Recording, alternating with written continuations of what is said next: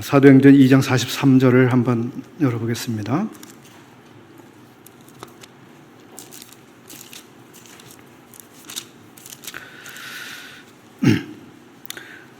사도행전 2장 43절, 사람마다 두려워하는데 사도들로 인하여 기사와 표적이 많이 나타나네. 여기에 보시게 되면 여기에 두려움이 나오고 있고요.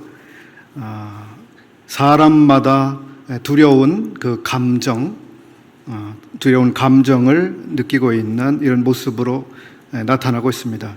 그리고 이 두려워하는, 사람들마다 두려워하는 이 두려움이 어디로부터 온 것인지 우리는 이 스토리 안에서 생각해 볼 수 있겠습니다. 이 두려움은 바로 성령께서 또 우리 주님으로부터 이 사람들에게 주신 그러한 두려움이었는데요. 하나님 앞에서 지금 목전에 펼쳐지고 있는 그런 상황 안에서 느껴지는 그런 두려움. C.S. 루이스라고 하는 분이 순전한 기독교라고 하는 책을 쓰면서 그 책 안에서 소위 누미노제라고 하는 단어를 썼습니다. 그 누미노제라고 하는 단어는 두려움이라는 것인데요. 그것은 신비한 두려움입니다. 그 사람들이 보편적으로 느끼는 두려움이 아니라 우리가 형언할 수 없는 이상한 두려움인데 그것은 신비감에 압도당해서 느끼는 그러한 두려움을 말합니다. 그것은 보이지 아니하는 이 세계로부터 주어지는 그런 두려움인데요. 아마 여기 43절에 나타나고 있는 사람마다 이 두려운 감정을 느낀 이 두려움은 바로 하나님으로부터 온, 또 하나님을 느끼게 하는, 하나님의 임재와 그의 역사를 느끼게 하는 그런 두려움이었던 것 같습니다. 그런가 하면 또 성경에는 다른 종류의 두려움도 나타나고 있습니다. 베드로전서 3장 14절을 열어보겠습니다. 베드로전서 3장 14절.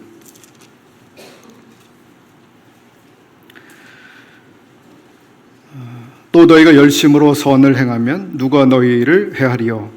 그러나 의를 위하여 고난을 받으면 복 있는 자니 저희의 두려워함을 두려워 말며 소동치 말고.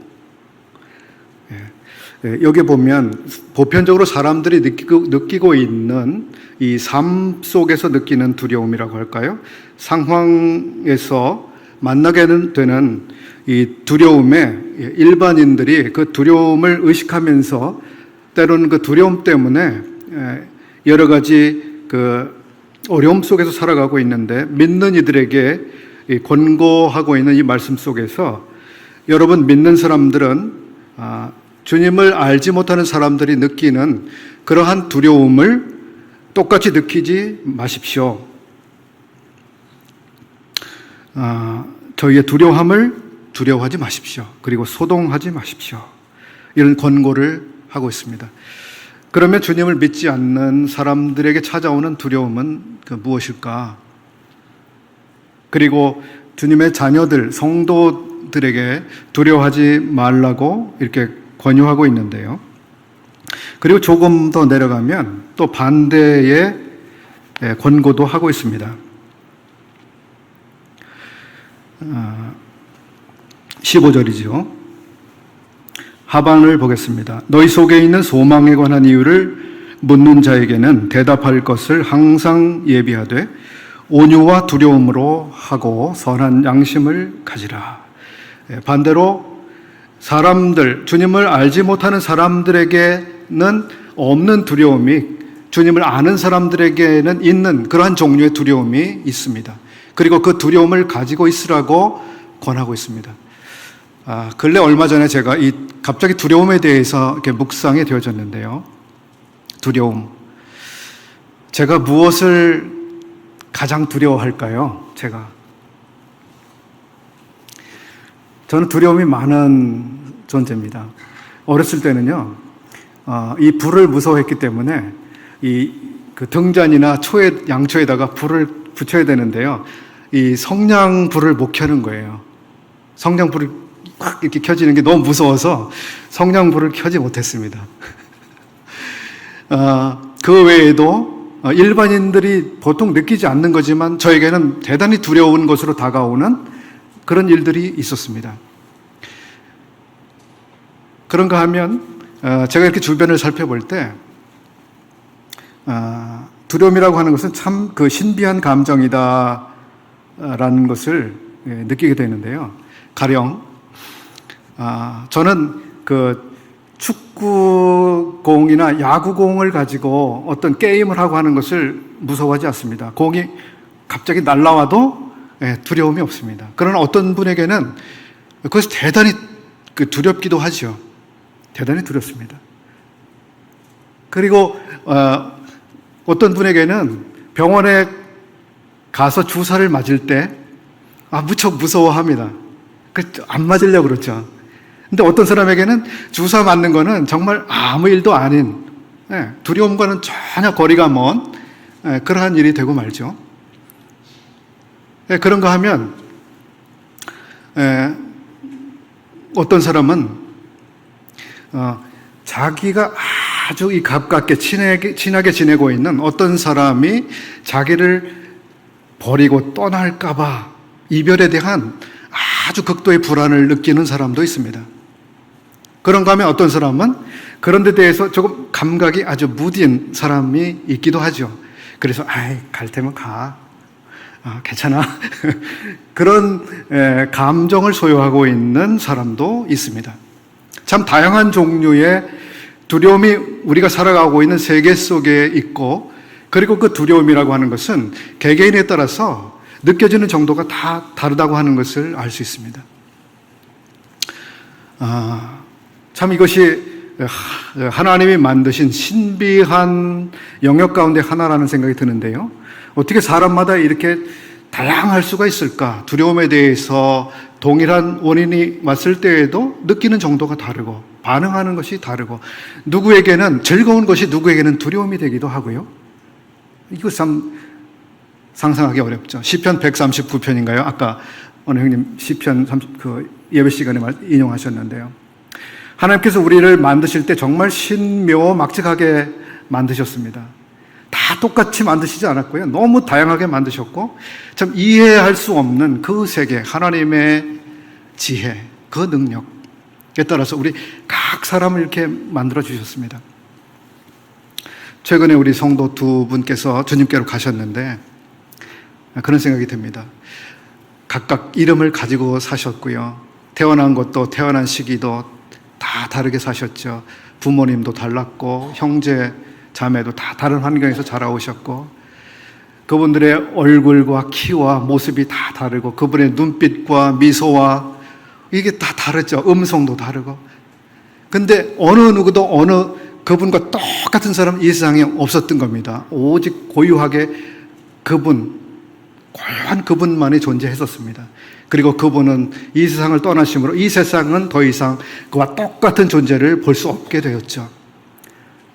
참으로 우리 각 사람이 얼마나 이렇게 독특하고 고유한지요. 참 이 하나님께서 우리를 만드신 것이 너무 신기스럽습니다. 다시 두려움이라고 하는 주제로 와보겠습니다. 그래서 이 두려움이라고 하는 것이 참 이렇게 누군가에게는 전혀 두렵지 않지만 누군가에는 대단한 두려움이 될 수 있고, 누군가에는 엄청나게 이 두려운 현실로 다가오지만 누군가에는 별로 두렵지 않은 것으로 느껴지기도 하죠. 그런 점에서 우리는 자기 자신의 특성을 잘 이해한다고 하는 것은 중요할 것 같습니다. 그리고 타인들은 어떤 데서 두려움을 느끼는지, 그것에 따라서 우리가 타인들에 대해서 배려하고 생각하는 것이 달라질 것입니다. 성경 인물 가운데서 이 두려움에 대해서 잠깐 생각해 볼 수 있겠습니다. 엘리야라고 하는 사람은 아주 대범한 사람이었죠. 아주 열정적인 사람이었고요. 정말 이렇게 직진의 사람이었죠. 직진. 그럼에도 불구하고 그에게는 두려움이 있었습니다. 또 모세라고 하는 사람, 그에게는 어떤 종류의 두려움이 있었나요? 베드로라고 하는 사람을 생각해 보시죠. 자, 그 사람이 담대한 사람입니까? 겁이 많은 사람입니까? 일반적으로 그는 대범하고 겁이 없는 용감무쌍한 사람이었죠. 그럼에도 그는 때때로 아주 겁에 짓눌리는 이런 모습을 보여주었습니다. 다윗에 대해서는 어떻게 생각하세요? 다윗은 하나님을 경외하는 경건한 하나님의 사람이었죠. 그리고 제가 보기에 다윗은 정말 겁이 없이 살았습니다. 하나님을 의지하면서 담을 뛰어넘고 적군을 만나고 적군과 싸우고 이기는 정말 이 승리하는 삶을 그의 생애 가운데 살았습니다. 그가 정말 두려움을 느꼈던 상황이 한번 생각이 납니다. 여러분도 떠올려지시는 장면이 있으신가요? 물론 그가 도피하면서 어디에 이렇게 숨기도 하고 정말 미친 채 하는 정도의 행동을 하기도 했죠. 물론 그것도 두려운 감정 때문에 그러했을 것입니다. 제게 생각난 다윗이 느꼈던 두려움은 밧세바를 불법하게 취하고 그리고 자기가 자기의 지위와 권력을 이용해서 남의 아내를 강제로 소유하게 된 그 사실에 대해서 그는 대단히 두려움을 느끼게 됐습니다. 이것이 정말 탄로 날까봐, 이것이 밝혀질까봐 그는 너무너무 두려워했습니다. 그래서 그가 생각한 기기묘묘한 지혜는 무엇이었습니까? 그가 어떻게 했죠? 그는 자기의 일을 숨기기 위해서 아주 머리를 교묘하게 사용했습니다. 그리고 타인의 아내, 바로 그 남편 되는 사람을 교묘하게 사살해 버리고 말죠. 여러분, 두려움이 가지고 있는 힘이 이렇게 나타난 하나의 예입니다. 두려움은 어떤 사람으로 하여금 담대한 사람으로 위축하게 만들고 피하게 만들기도 하지만 자기를 보호하려고 하는 이 본능이 작동해서 누군가를 제2차, 3차로 해를 가하게 되는 이런 결과를 만들기도 하죠. 참 이 두려움이라고 하는 감정을 우리가 잘 이해하고 그것을 하나님 앞에서 이 두려움의 감정이 어디서부터 온 것인지 무엇인지를 우리가 잘 알고 있을 때 우리는 속지 않을 것이라고 생각합니다. 성경에서는 그 두려움 때문에 희생당한 사람들이 참 많이 있습니다. 고린도후서 7장 11절 말씀을 보겠습니다. 고린도후서 7장 11절. 고린도후서는 고린도전서가 쓰여지고 난 다음에 다시 한번 고린도에 있는 성도들에게 보내진 편지였습니다.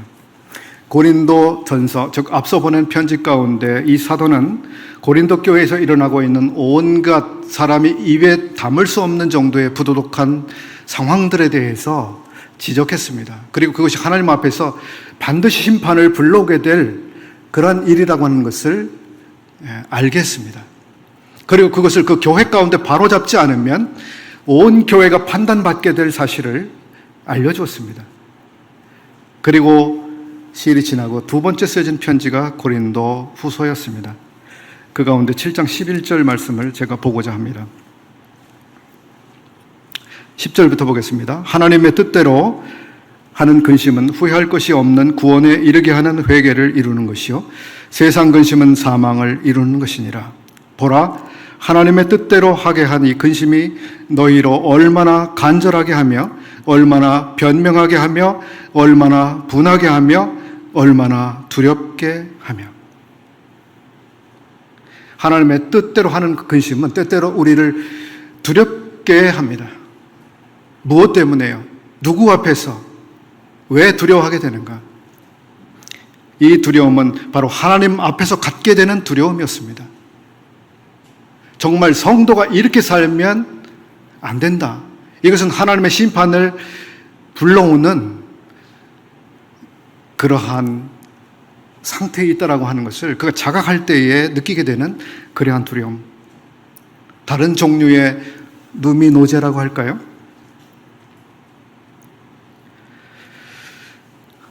이러한 두려움이 과연 우리에게 있는가? 하나님 앞에서 우리가 어떻게 사는지 자기를 살필 때 느끼게 되는 그러한 두려움. 때때로 저도 이런 두려움이 저 자신에게 없는 가운데 생활하는 일들이 있음을 고백할 수밖에 없습니다.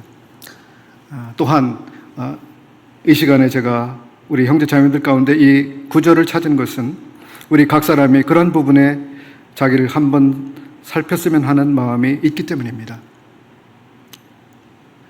우리 가운데 정말 하나님의 말씀을 정면으로 아주 정반대로 거스르는, 그리고 떠나는, 성도들을 근심시키는 그런 일이 있었는데, 그런 일이 전혀 없었던 것처럼 태연하게 그렇게 사시는, 혹은 생활하시는, 혹은 교제하시는 그런 분들을 간혹 보게도 됩니다. 정말 성도가 저럴 수 있는 것일까? 이런 생각을 하게 되는 케이스죠. 제가 구체적인 말씀은 드리지 않겠습니다. 그런데 이러한 종류의 두려움이 이 형제 자매님들 각 개인과 이 교회 중에서 사라질 때 이 교회가 어떻게 되는가? 그것은 고린도 교회가 만났던 그러한 상태로 가게 되는 길에 접어드는 것이다. 그런 생각을 해보게 되는 것이죠.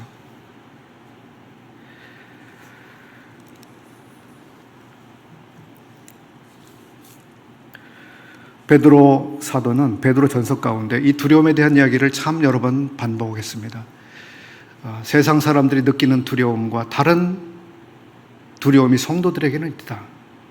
세상 사람들이 느끼는 두려움을 여러분 동일하게 느낄 필요가 없다. 그러나 성도이기 때문에 느껴야 되는 그러한 종류의 두려움이 여러분에게는 있다. 그것을 여러분이 가지고 있어야 한다.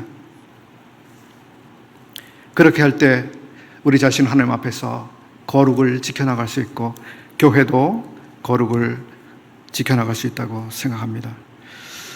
저를 포함해서 모든 분들이 자기를 돌아보시는 그러한 말씀으로 생각해 보시면 좋겠습니다. 감사합니다.